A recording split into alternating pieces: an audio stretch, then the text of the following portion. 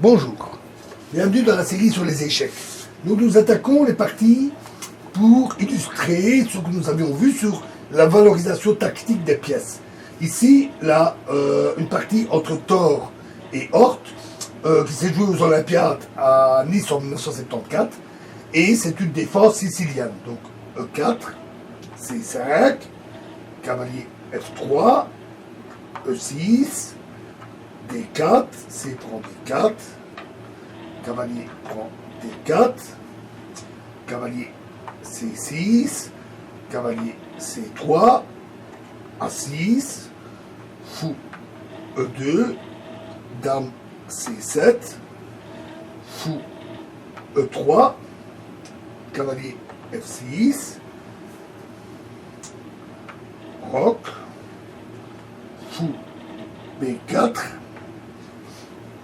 cavalier prend C6, B prend C6, tout ça est correct, il n'y a pas de problème.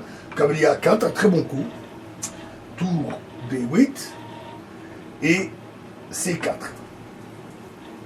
Deux très bons coups d'ouverture. Fou D6, F4, cavalier prend E4 et fou D3. À nouveau un très bon coup. Alors, la suite qui a été ici choisie par les Blancs, dans cette partie, est très prometteuse. Le pion sacrifié, ici, est plus que compensé par l'activité des pièces blanches, en premier rang duquel les deux fous, qui vont bientôt vraiment fusiller la position du roi noir. Nous allons voir ça. Cavalier F6, C5. À l'inverse, l'action des deux fous noirs est nettement restreinte. Fou E7, fou D4. Alors, la position des Noirs est à présent sérieusement menacée. Ils doivent parer la perte de la qualité par fou E5, qui attaquerait en enfilade la dame et la tour, donc les Noirs perdraient la tour. Et en plus, les deux fous blancs sont si agressivement placés qu'ils sont obligés d'attendre pour roquer. Sinon, l'attaque des fous sur le roc serait assez catastrophique. Tour B4. Notons que D6 serait tout aussi peu satisfaisant à cause de tour C1. Aussi les Noirs veulent-ils aiguiser leur jeu par tour B4 en attaquant les pièces blanches. Fou C2 qui protège le cavalier et la tour et le fou. Alors, dame A5. Alors, c'est une idée intéressante. Les Noirs sont prêts, après A3, à jouer tour prend A4, fou prend A4, fou prend C5,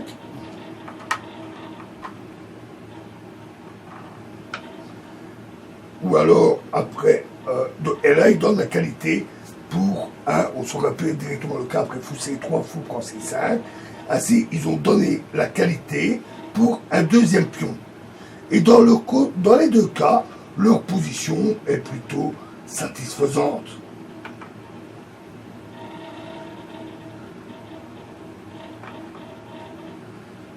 On va remettre ça.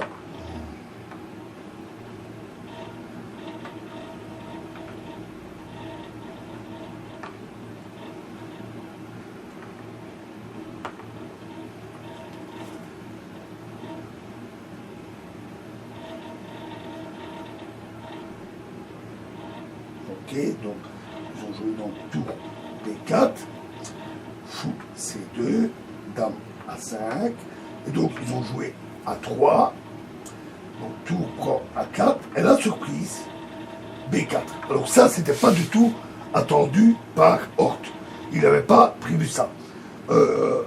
Donc non seulement les Blancs donnent ici non pas deux pions, mais trois pions pour la qualité, mais en faisant ça, ils ouvrent aussi la colonne A, ce qui va leur permettre de mettre très rapidement leur tour en jeu. En outre, il est important le fait que le pion C5 paralyse la position noire, reste en vie. Il est important qu'il reste là. Donc, tour prend pardon, c'était B4, excusez-moi. Tour prend B4, A prend B4, Dame prend B4, et tour A4. Mais certainement pas tour B1, parce qu'alors Dame A5 et le pion C5 resterait attaqué. Donc tour A4, Dame B8, cette fois-ci pas le choix, il faut faire retraite, et Roi H1. C'est un coup préventif important.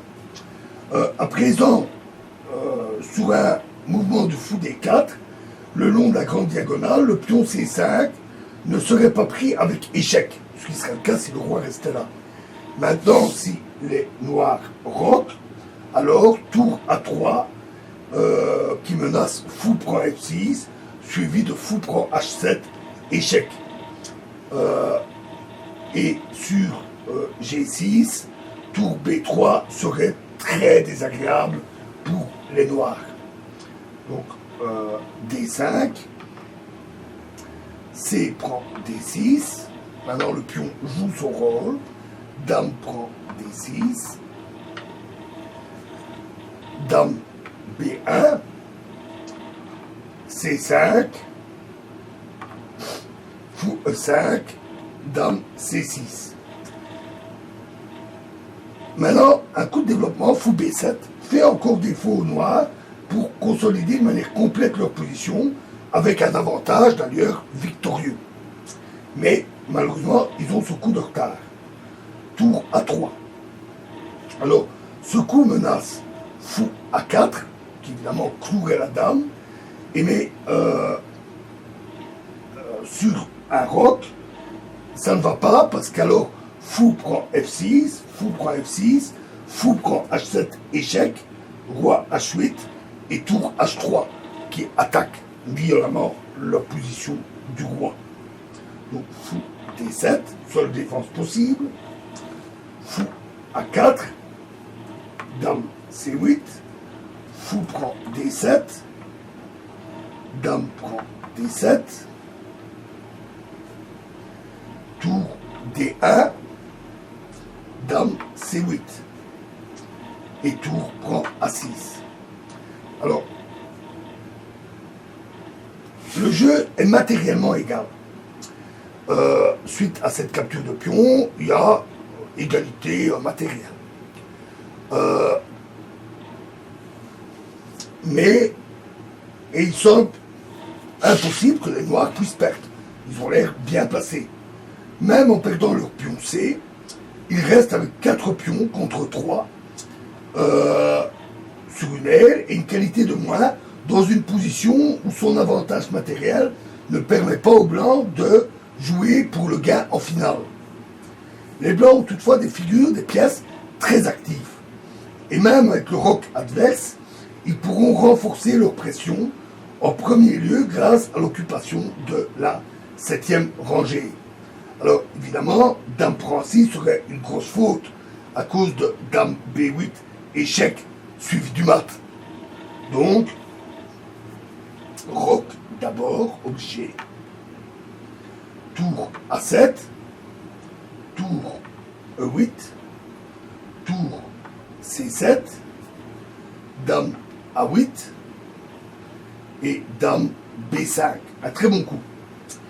De cette façon, l'autre tour va maintenant pouvoir intervenir sur la colonne A.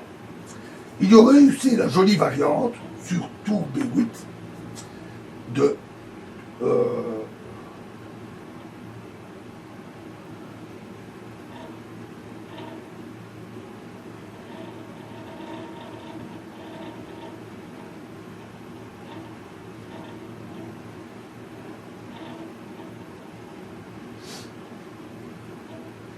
moi j'ai une erreur ici dans mes notes, mais c'est pas grave.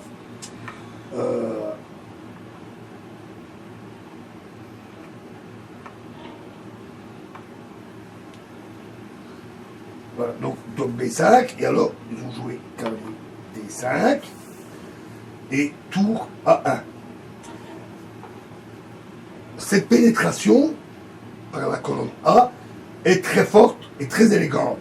Si maintenant le cavalier prend la tour, alors tour prend dame, tour prend tour, et dame B7, et les noirs sont cuits. Donc dame D8, tour D7. Alors la dame noire ne trouve pas de répit, elle est tout le temps harcelée. Et elle va aussi, pendant les coups suivants, être une faiblesse tactique dans la position des noirs. Dame C8, tour B7. Alors qu'il menace maintenant tour B8. Ce qui force la tour noire à une triste retraite. Tour F8. Malheureusement, à une position pas terrible, mais ils n'ont pas le choix. Tour A7, avec maintenant la capture d'une dame d'une façon tout à fait inhabituelle, par tour B8, ainsi que la menace accessoire de tour prend E7. Dame E8, ils sont obligés de se tasser. Dame B2, qui menace maintenant d'attaquer directement le roc.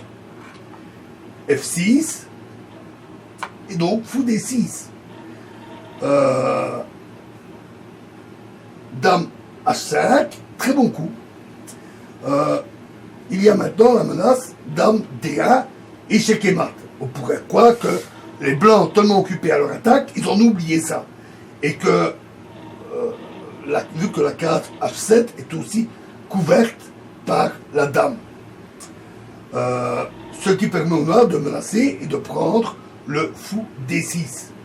Mais à ce moment-là, dame B1 qui part la menace et les blancs, les noirs ont abandonné. Maintenant, la case D1 est protégée et H7 est attaqué une fois de plus. Fou prend D6, mènerait au mat. Après, tour prend G7, échec. Roi H8 et tour prend H7, échec. Et mat au coup suivant. Que ce soit sur un retrait ou une prise de la tour. Voilà, et nous verrons la prochaine partie dans la prochaine vidéo. Je vous remercie.